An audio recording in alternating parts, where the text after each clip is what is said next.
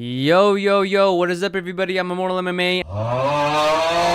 And today, I gotta talk about UFC Fight Night. Dricus Du Plessis versus Kamaru No Knees Usman. This is a sick fight. This is a really sick fight. You know, Kamaru Usman's moving up to middleweight and going against Dricus Du Plessis. Dricus Du Plessis, obviously, you know, his last fight he had with Khamzat Chimaev didn't go his way. This is a different fight. This is a completely different fight, and I'm gonna break down what I think is gonna happen. I'm gonna break down who I think is gonna win, and of course, I gotta go over the entire rest of the card and why is this so horrible looking. This is literally just, they got pictures of these guys, tinted it like turquoise blue, and enhanced their eyes. Why do their eyes look like this? This looks like the most AI slop looking thing I've ever seen. But anyways, yeah, this looks horrible. But we are going to be going through the entire event, from the prelims to the main event, of course, as I always do. And I will be 100% correct. You know, hey, if you have not seen my Conor McGregor card, go look at my predictions, go look at my reactions. I got everything right.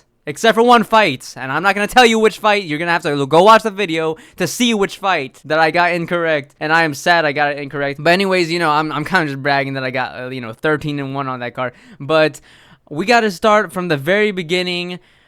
Ezra Elliott versus Damian Anderson.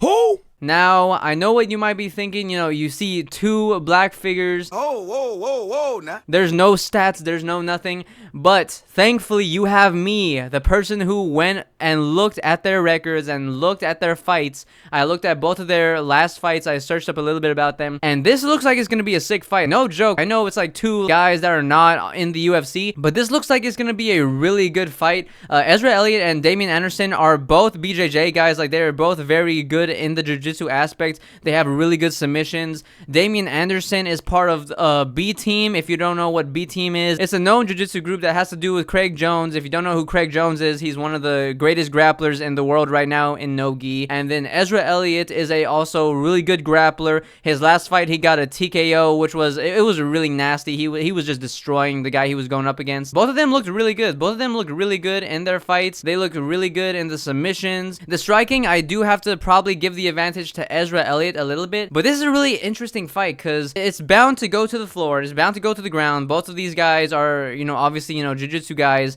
And I really don't know, like, if it goes to the ground, I feel like Ezra Elliott, he has to be smart with this because obviously he's going against a guy from B Team. He's going against a guy who has really good jiu-jitsu alongside him, all of the people that he's been facing up to now. And same with Damian Anderson. Both of them, everyone that they've faced so far isn't on the same level in terms of jiu-jitsu. Both of them have a 100% finish rate, so I do expect this to be a finish in this fight. I don't know if it is the classical case of, oh, since they're both grapplers, it'll cancel out and they'll kind of just like stay on the feet, which in that case I would give Ezra Elliott the advantage because he is the bigger guy, he is the longer guy, and from the striking it does look like he has the striking edge a little bit, but it is a really close fight, and I think that I will go with Damian Anderson for this. I think that what is going to happen is Ezra Elliott is going to take it to the ground eventually. I think he's going to be doing pretty well, and when he takes it to the ground, I think his leg is going to get snatched up, because although he is very good in the jiu-jitsu from what I've seen, I have seen a few moments where his leg could maybe have gotten caught by someone like Damian Anderson, who is good at jiu-jitsu all around, who has good leg locks, who is a very dangerous BJJ artist. And I just think that Damian Anderson is going to be able to lock something up as Ezra Elliott is taking him down and kind of, trying to get his jiu-jitsu off. But I could easily see this, like, this is a 50-50. I'm just guessing at this because Ezra Elliott is pretty good from what I've seen. And again, he is the bigger guy, so the physicality will be on his side for this fight. Damian Anderson, I think he has a good chance of just catching a leg when they're entangling inside of the jiu-jitsu. So I will go with Damian Anderson by submission in the second round, I would say. Moving forward to Anna Miliciano versus Deonna Barbosa. There's not much to talk about. Deonna Barbosa should get the win. I feel like she is the better fighter all over, and then she has been going up against better competition compared to Anna Miliciano. I think it's going to be a classic, 29-28 or 30-27 decision for Deonna Barboza. There's nothing like too much that stands out to me from like either of them, but I would definitely have to go with Deonna Barboza just because she has more experience, she has more fights,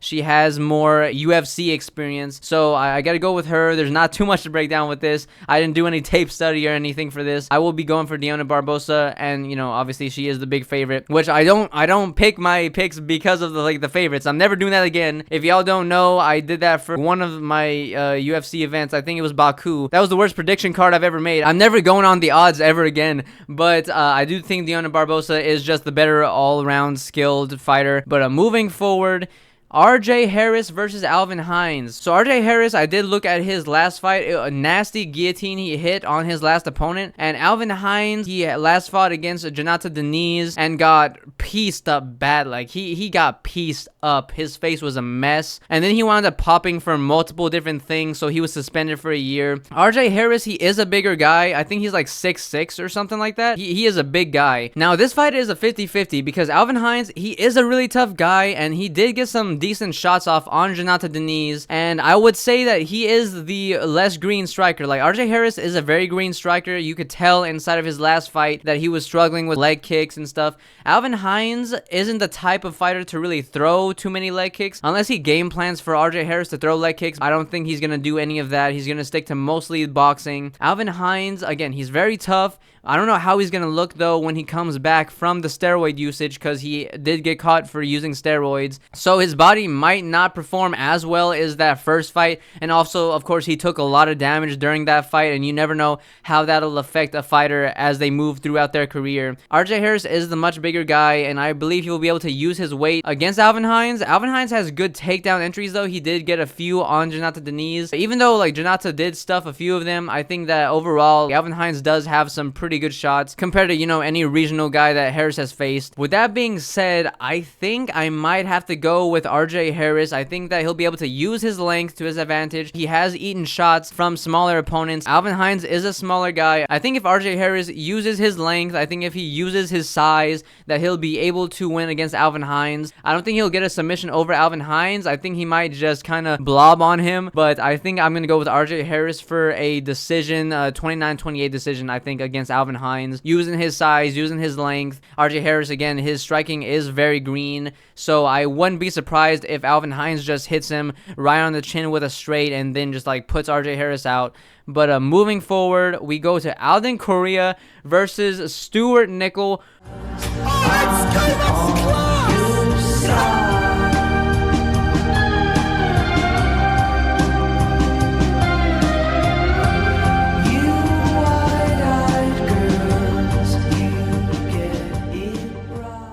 Why are they doing my boy Stuart Nickel like this?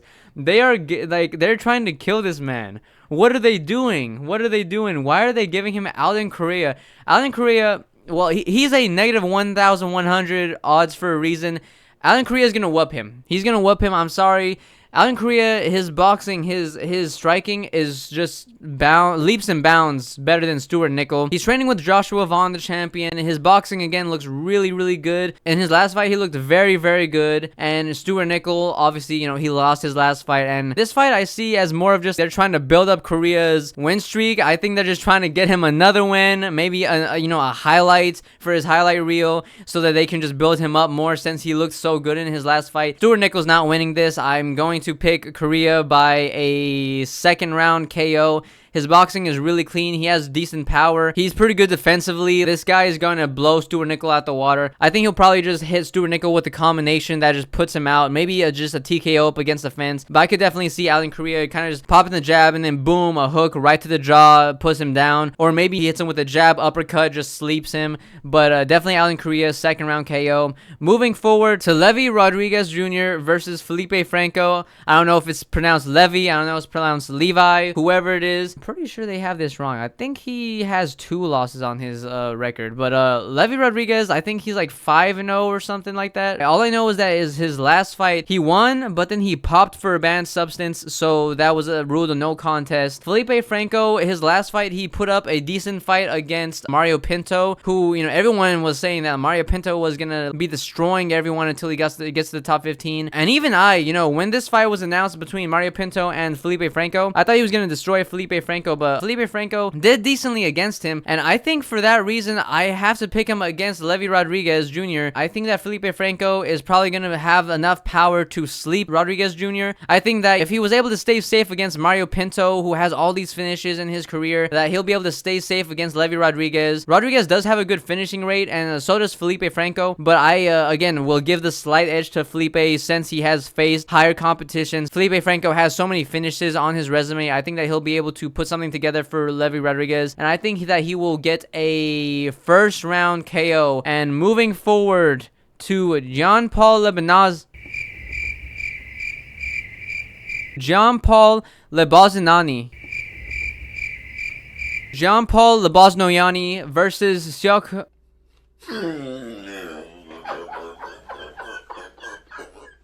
Okay. And moving forward to Jean-Paul Lebesnani versus Siak Hong Ko. I think that Siak Hong Ko is going to get this. Siak Hong Ko has looked really, really good with his grappling recently. Lebesnani, he is a good grappler, and he has decent striking. Ko also, they were calling him like the Korean Tyson or something like that before he got into the UFC. He had shown good striking before the UFC, and he's shown very, very impressive grappling inside of the UFC. Lebesnani, his last fight was super, super close, and a lot of people thought that he lost that fight. Ko, he's just been dominating on the ground. He's just been really just destroying everybody that he's gotten to the ground, and I think that he'll be able to do the same to Lebesnani. I do like Lebesnani. I've watched him on YouTube. I've watched him on a few things. He's a funny guy, but Ko, I just gotta pick him because he's been showing out so much in his recent fights, and I think that there will be some interesting scrambles that happens during this fight, but I do believe that Ko is gonna be able to get the better of them. Even on the feet, I think that Ko is better on the feet overall. I think that he's a little cleaner, so I would even give him the edge in there and say that Ko overall has the better skill set. I do think that it'll be a close fight at the beginning. Maybe the first round is very competitive, but I do think that Ko will eventually just take over and win a decision over Jean-Paul Lebesnani. I think it'll be a 30-27 for Ko, where he starts getting Lebesnani on the ground, starts beating him up a little bit on the ground. Maybe he has some decent moments on the feet. I will be leaning towards a decision for Ko though, because I know Lebesnani is very tough, so I will go for Ko 30-27. Moving forward for the last one on the prelims, Austin Bashi versus Jose.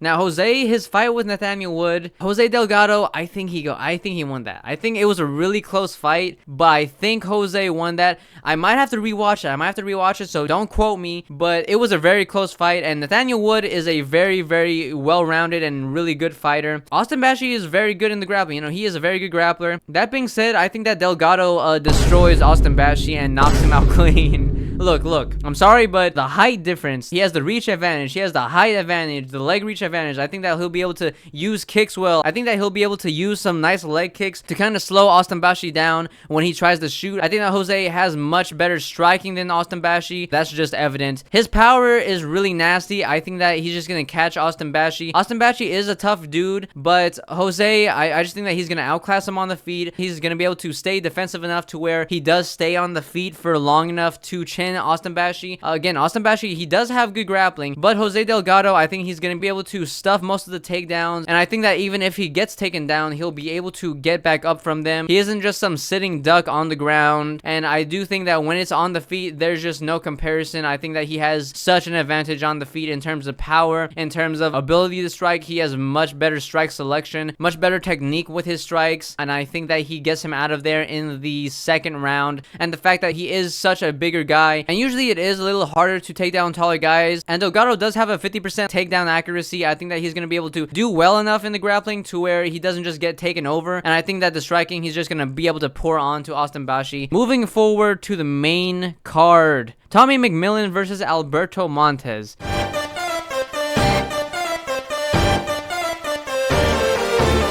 Now this is gonna be a banger fight. This is gonna be fight of the night. Alberto Montes versus McMillan is gonna be sick. The striking exchanges, you already know in the Tommy McMillan fight is gonna be just wild. But I have to go with Alberto Montes. In his last fight he had with Ricky Turcios, Ricky was able to use his pressure and use his size to kind of put Alberto Montes against the fence, slow him down a little bit. And I think McMillan could definitely do that, being the much bigger guy than Montes. There's a big size advantage for Tommy McMillan in this fight. Alberto Montes has much better striking than Tommy McMillan in terms of being clean. He has good boxing. He has good defense. Tommy McMillan in his last fight against Zucchini or whatever that guy was, he got hit a lot. He got hit a lot in that fight. It was very back and forth. Zucchini is also a very small guy. I like how I'm just saying Zucchini, but he is a smaller guy for the division also. And he was coming off of like a 2-year layoff because of an injury that he was healing from or something like that. And Tommy McMillan, he was just like going back and forth with that guy. And I rate Alberto Montes much higher in terms of his striking than that guy. He was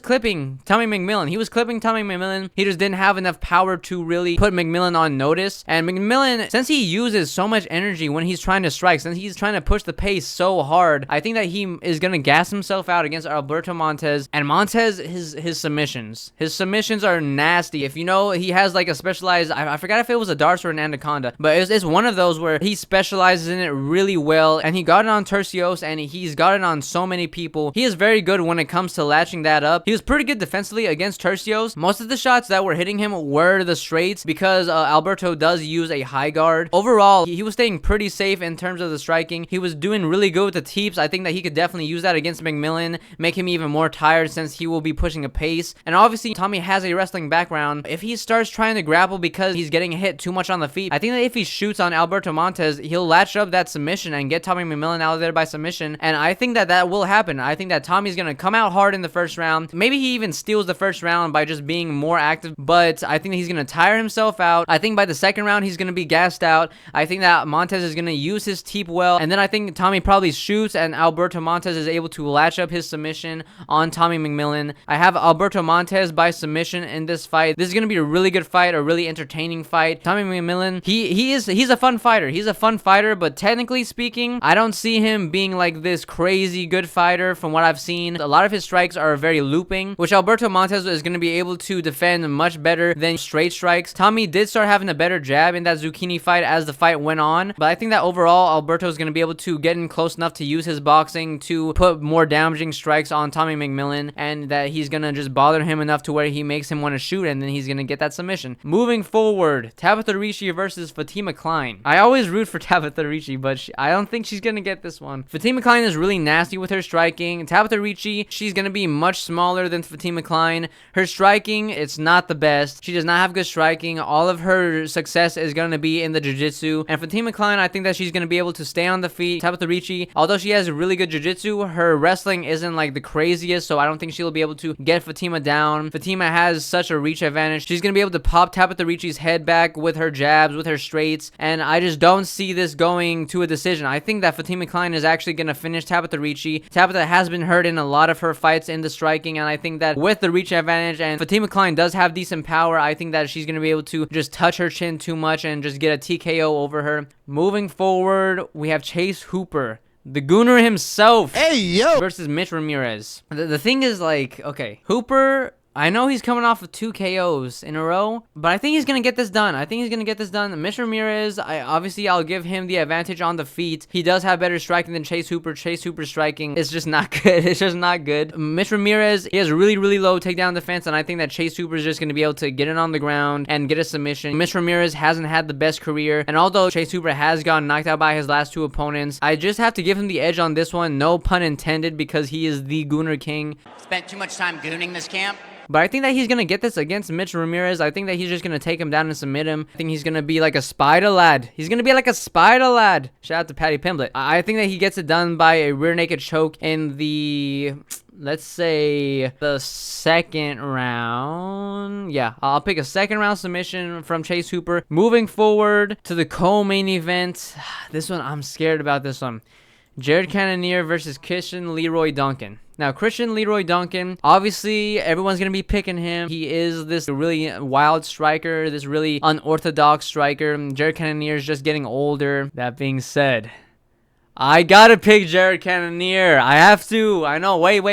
Before you leave the video, before you click off, before you dislike, before you leave whatever derogatory comment you're gonna leave down in the comment section, I gotta tell you, Jared Cannonier has a good chance to win this. He has a good chance. And I know everyone's thinking, wait. Jared Cannonier, the 42-year-old. No, look, listen to me. Look at the style. Jared Cannonier does really well with his leg kicks. I think that he's going to be able to take away speed from Duncan. He's going to be able to take away the movement that makes Duncan so dangerous. We've seen Jared Cannonier use his leg kicks in a lot of his fights to really mess with the movement of his opponents. He had some really nice leg kicks against RoboCop. He had moments in his fight with Kaio. I think that Cannonier is going to be able to slow down CLD with the leg kicks, and that's going to start giving CLD problems. And then you look at the last fight that CLD had against Dolidze. Dolidze is not a good striker, okay? He's not a good striker, and no one expected him to outstrike Leroy in that fight. But what we did see is that Dolidze was able to control Leroy a lot against the cage when he was getting into the clinch, and Jared Cannonier actually does really well with this in his fights. We see his fight with RoboCop where he did this a lot, and obviously we see when he gets it to the ground, he's able to do some decent ground and pound, and he does have good control against his opponents when he does get it to the ground. We see Leroy Duncan kind of struggle when it did get to the ground against Dolidze, and obviously, you know, Dolidze is a better jiu-jitsu guy than Jared Cannonier, but Jared does have better ground and pound than Dolidze. I think that he could definitely slow down CLD by, you know, pushing him up against the fence like Dolidze did. I think that he could definitely get takedowns against CLD. I think that he could definitely get some nice ground and pound against CLD, and I know Jared Cannonier is a bit chinny, but at the same time, he has been able to come back from all the times that he has been hit bad. You look at the RoboCop fight, he got hit with some really nasty shots. RoboCop, who is known for his power, who has all these KOs, and Jared Cannonier was able to come back. He has really good recovery. You see the Kyle Brahayo fight where he got hit really bad, but he was able to come back from that and still like last. And even in his fight against Nasruddin Imavov, I don't think he was out. I think that fight could have kept going. Although he was stung up on the feet, although he did get hit with some nasty strikes, he was still with it in that fight. Obviously, he protested right after, and obviously there are a lot of fighters that protest after that, where the fight definitely shouldn't have continued. In Jared's case, I think that that fight could have continued. I think that he was recovering. I think that was a bit of an early stoppage, and I think that people think that CLD is going to just chin Jared Cannonier because Jared Cannonier has looked a little chinny in his fights. You look at the MVP thing. MVP does this to everybody. He leaps in with a shot that kind of off balances his opponents, and obviously, you know, he does get the knockdowns, but it's not like Jared looked like completely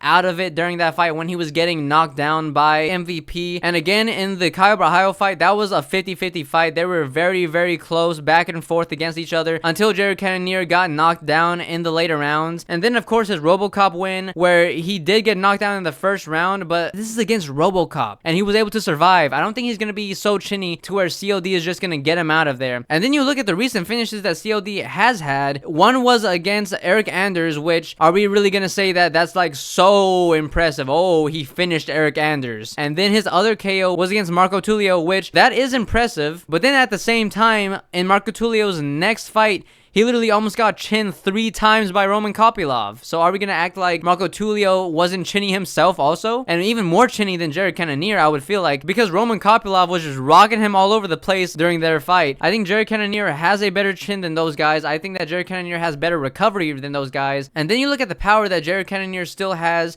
He was able to hurt RoboCop really badly, get him up out of there. He was able to hurt Kyle multiple times during their fight. And CLD, people forget, in his last fight against Dolidze, he got flash knocked down by Roman Dolidze. He got a flash knockdown. I know it was like a spinning back fist, sure, but come on, Roman Dolidze. If Roman Dolidze is dropping you, I'm not gonna say that Jared Cannonier can't do the same and just knock you out. Like, we're talking about Roman Dolidze versus Jared Cannonier. And again, in that Roman Dolidze fight, if you like break it down, it was such a close fight. The second round was clear to CLD, the third round was clear to Dolidze, and the first 2 minutes was Roman Dolidze completely controlling Leroy Duncan, and then right after the the control got broken, he got a flash knockdown against Leroy Duncan. And then CLD kind of had to come back and do a little bit more damage, cut Dolidze up a little bit and rock him a little bit on the feet. But that was a close round. Like, that was a razor thin round because of that knockdown, I feel like. And again, that was against Dolidze. Jared Cannonier does usually pressure fight. He usually does come forward a lot. And it was in those moments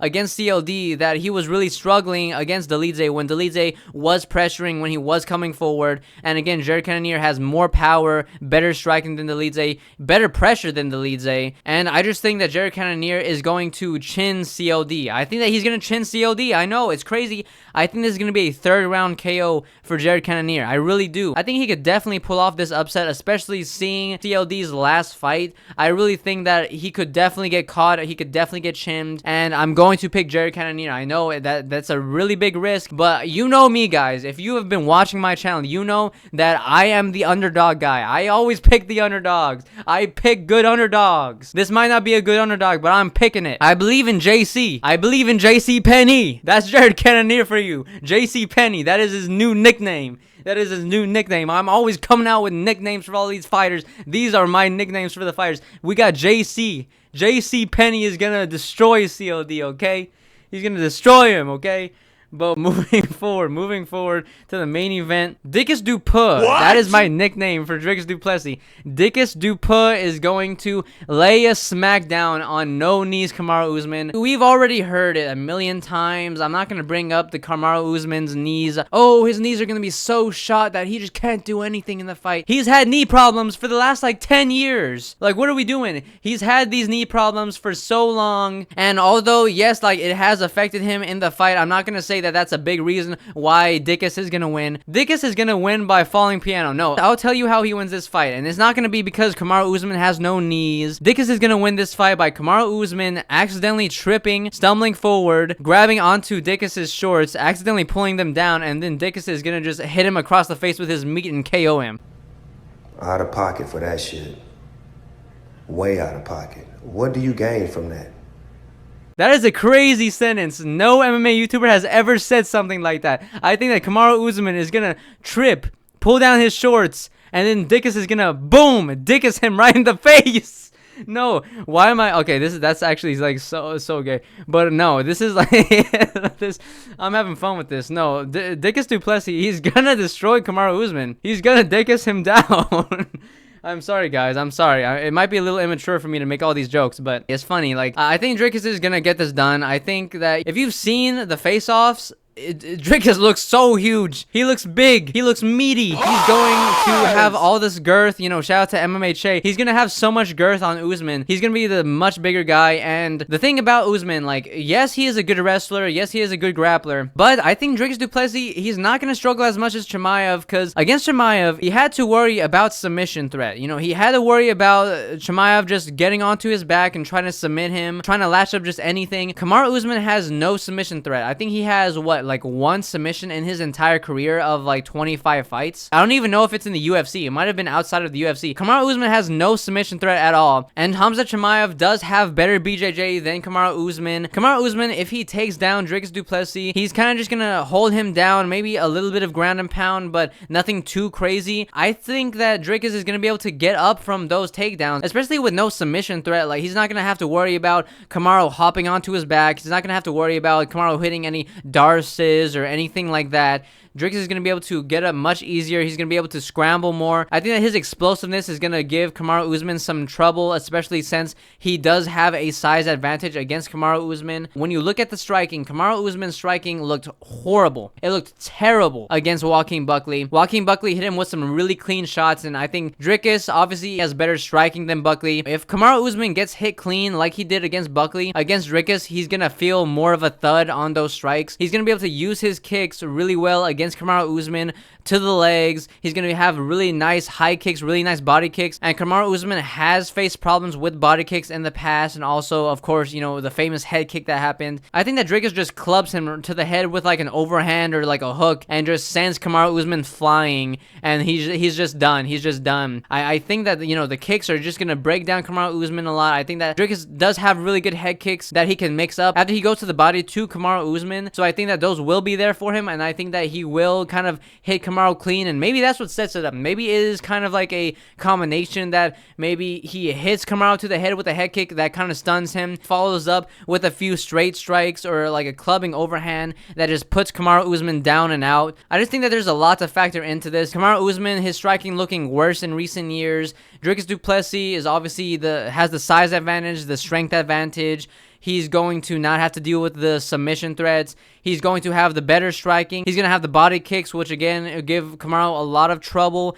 Kamaru Usman also tends to kind of freeze up when he gets hit with clean strikes, and if he does that against Dricus, who is very good at flurrying, who is very good at throwing combinations, that's not a good look. And even like the grappling aspect, like people don't talk about this a lot during this matchup because obviously Kamaru Usman is the better grappler, but if he stings Kamaru Usman, Dricus is a very good offensive grappler. Like you can say what you want about his defensive grappling, his defensive wrestling and all that, but his offensive grappling, like he is very good. And I could see him using his size advantage against Kamaru to just overwhelm him after he, hits him with something really nice, getting on top of Kamaru and just landing nice ground and pound. And I know a lot of people might think that's crazy, but you got to think about this. Dricus is going to be the stronger guy, even against Khamzat Chimaev. Even though Khamzat Chimaev had better technical abilities against Dricus Du Plessis in the grappling, you could see in moments of that fight where Dricus was so much stronger than Khamzat that he was able to just flip him over in certain exchanges. You look at like the first round against Khamzat, where Khamzat shoots for a takedown. Dricus kind of like gets his neck, and he literally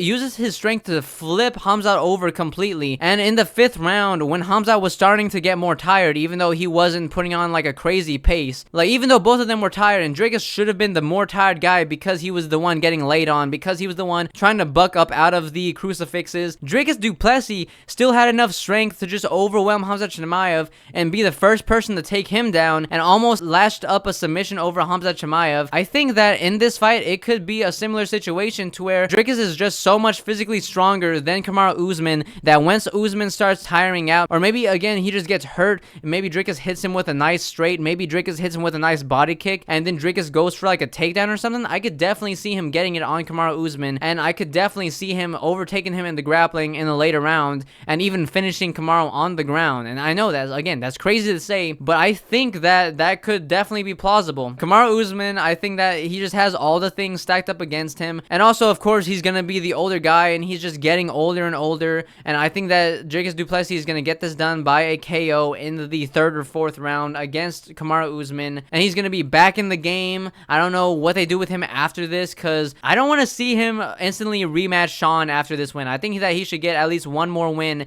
in the division before he gets a title shot. But those are my picks for this card. I think this is a pretty decent card overall, but I will say though, the fact that Chase Hooper and Mitch Ramirez is the featured fight, like they should have just replaced this with the Tommy McMillan fight. But overall, it's a decent card. Again, I'm really looking forward to this fight. I'm really looking forward to the Lebosniani fight. I'm really looking forward to the Austin Bashi fight. Like there's some really good fights. Like this fight is obviously going to be a banger. But if you enjoyed this video, if you enjoyed my very childish jokes, smack that like button, Anaconda that subscribe button, and JC Penny that comment section. I know that doesn't make sense, but I can say whatever I want because it's my video. And let me know what your thoughts are about this fight, what your thoughts are about any of the fights on this. Do you disagree with me on some of these fights? Do you think that I picked wrong? Who do you think I picked wrong? All that and more. And I will see y'all in the next video. Peace.